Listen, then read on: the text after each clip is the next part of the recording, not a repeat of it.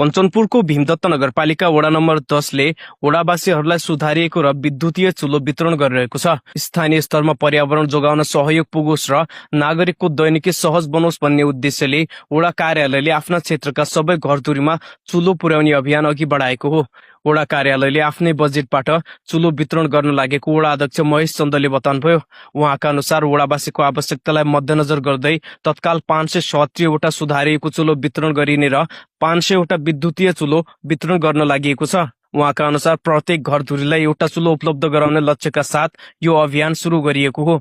वडाले चुलोको माग र आवश्यकतालाई निरन्तर अनुगमन गर्ने र आवश्यक परेको खण्डमा थप चुलो खरिद गरी वितरणको दायरा बढाउँदै लैजाने वडा अध्यक्ष चन्दले बताउनुभयो।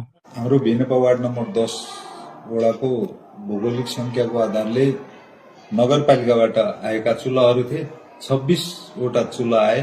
त्यो चुल्हाले हाम्रो वडालाई नपुग्ने भएकोले हामीले वडाको सिलिङ बजेटबाट रकम छुट्याई अहिले हामीहरू आफ्नो वडामा चुल्हा बाँड्ने प्रक्रियामा अगाडि बढाइरहेछौँ। टोलमा अहिले 7 वटा टोल बाँडिसकेको अवस्था र अहिले आजदेखि फेरि अझ यो वडा कार्यालयमा 7 वटा टोललाई अझ आज बाँड्ने हुन्छ। त्यसपछि हाम्रो 7 वटा टोल फेरि अझ बाँड्ने प्रक्रियाहरू अगाडि बढाइरहेछौँ। हामीहरूको वडाको बजेटबाट म्याक्सिमम अहिले सुधारेको चुलो दाउराले जल्ने फर्स्ट उसमा सुधारेको चुलो बाँड्दा छौँ।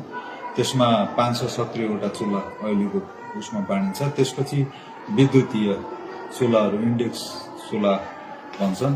यो 500 चुल्हा फेरि अझ हाम्रै वडाको सिलिङ बजेटबाट हामीले यहाँका जनता र यहाँको भौगोलिक सबै कुरालाई मध्यनजर राखी आमा दिदीबहिनीहरूको इच्छा चाहना र सबैका भावनाहरूलाई मध्यनजर राखी विद्युतीय चुल्हा सँगसँगै सुधारेका चुल्हाहरू पनि अति आवश्यक भएकोले 500 चुल्हा विद्युतीय चुल्हा पनि हामीले यसमा बाँड्ने उसमा छ।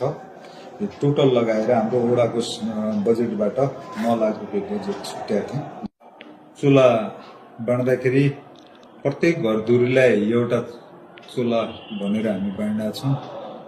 कम पर्न गएको खण्डमा पुनः हामीहरू नयाँ फर्म भरी छुटपुट रहेका नयाँ फर्म भरी फेरि अझ पुनः हामीहरू चुल्हा निरन्तरता हामी दिनेछौँ। ठिकै छ। अब यो चुलो वितरण गरिराखेका छन्। अब वडा कार्यालयले राम्रै छ हैन। जे होस् तापनि